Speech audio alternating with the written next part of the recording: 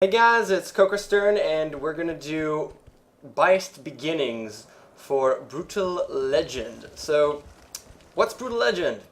Start us off, this game actually came out at 2009. It's a Double Fine game, that's Tim Schafer's company, and it came out originally for, I see that tiger there, that jaguar maybe.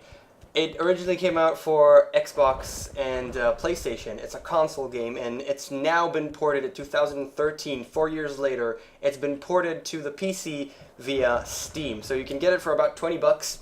And the question is, should you get it?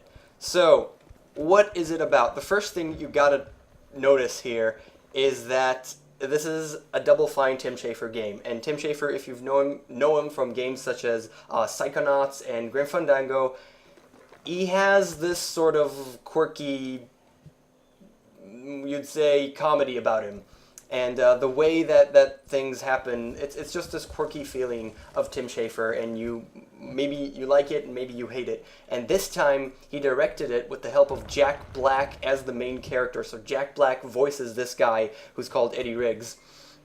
With the help of Jack Black's quirkiness, which really is a perfect fit, they created a game which is completely about metal. So, Brutal Legend, it's all about metal music in all of its aspects, and there's actually, I'm actually gonna do a riff here. Yeah, you do a riff, a guitar solo, and I'm gonna summon my vehicle, which is the Deuce. So, when I'm in the Deuce, there's obviously music. Hey, you deserve some more weapons. And you can actually get to see the playlist here. I've unlocked 56% of it. You obviously unlock it as you go. By song, by artist, by genre, which is classic heavy metal, Bay Area thrash metal, instrumental, and etc., etc. So this game is all about metal, and everything in it is about metal. So what's the basic premise of the game? This guy, who's called Eddie Riggs, is a roadie, which is the guys who travel around with rock bands to fix stuff and tune the guitars, and he is transported into a fantastical world of metal. So yeah, we've seen this premise a million times. Somebody gets transported into a world to be the hero and save the world. And it's the same thing, but if you ignore the premise, the rest of the game, the rest of the story is actually pretty wonderful. The way that they did everything is quite amazing here. And we'll get to the gameplay features in a bit and explain really what's going on.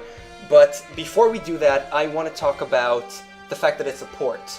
So, this game came out for consoles, and it's a port, which means that it's not perfect. So it does have technical issues. Personally, you've probably already seen a couple of FPS drops. Specifically while driving the cars, there's a couple of FPS drops at times. It's not perfect. You do get a lot of options. You actually get to the options that I'll show you.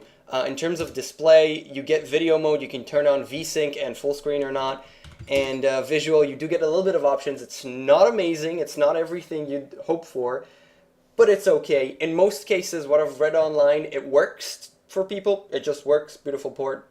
For me, it doesn't, and people do have issues, but even with the issues, it's playable. So even with the technical issues, it's completely playable, and that should not deter you in any ways from this game.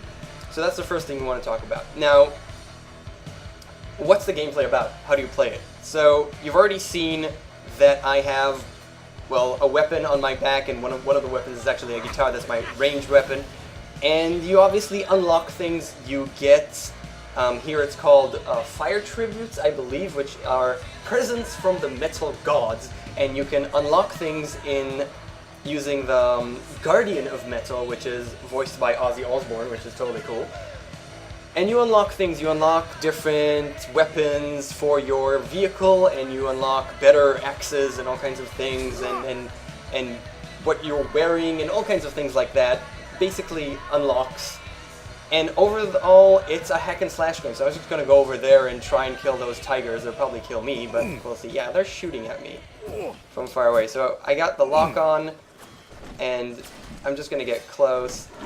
And ow, that freaking hurt. I'm gonna die here. I'm so gonna die here. Yeah, I'm gonna die.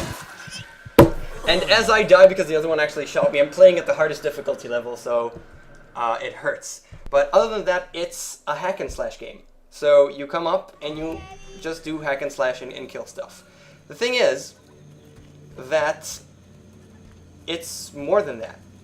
In some levels, in most cases, you go around and you hit stuff.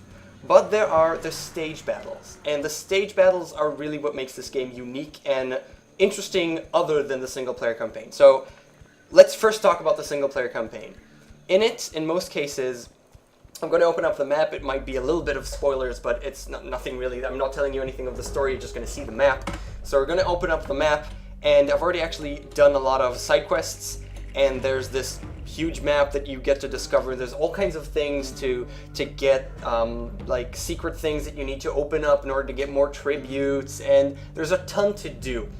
And as you explore this open world, you go into missions, and in these missions, the side missions, you get more fire tributes in order to pimp out yourself, and that's about it. The thing is, with these side missions, that's pretty much the only problem, is that they get a lot repetitive. There's obviously the race side mission, because you have a car, and there's obviously the just a general fight kind of side missions. There's too many of them that are just pretty much the same. Do a couple of them. If you're fed up, just leave it and continue with the main story. It's really no hindrance. It's just could be a little bit more diverse.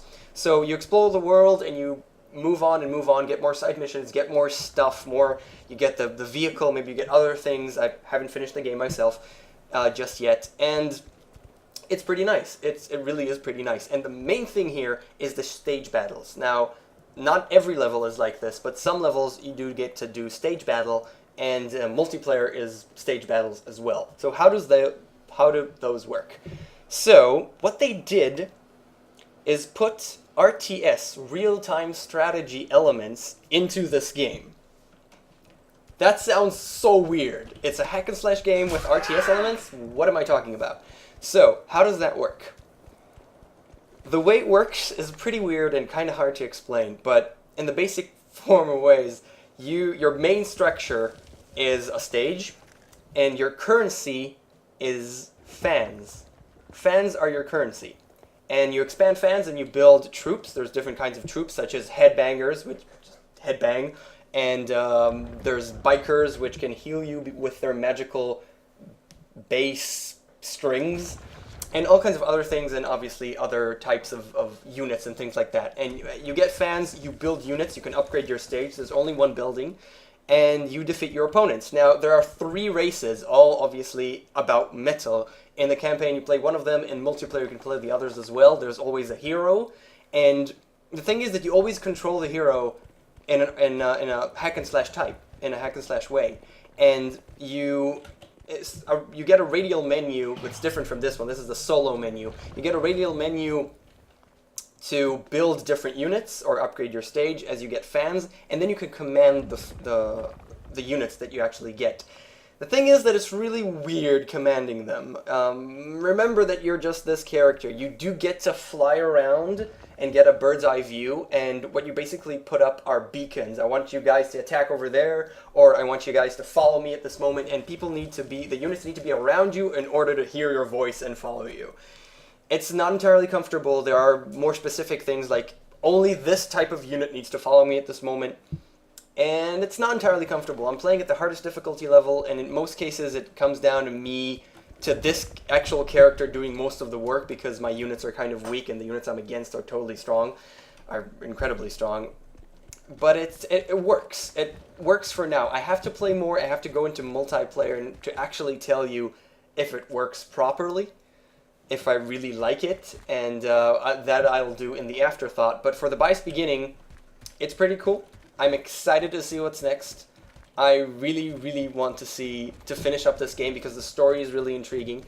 And in that sense, the gameplay is cool. You should definitely play this game if you like other games from Tim Schafer and Double Fine. If you like metal, you need to play this game, basically. If you're a gamer and you like metal, play it. It's awesome. You get so much metal into this. And, well, we'll have to see really where this game takes me and if the multiplayer can actually be extended. So it's about $20. It's called Brutal Legend. You can get it on Steam for $20 for the PC. And that's about it. That's been Biased Beginnings. I'm KOKOStern. Thank you very much for watching. And I'll get back to you with the afterthought, what I think about the multiplayer, and finish up the game. See ya.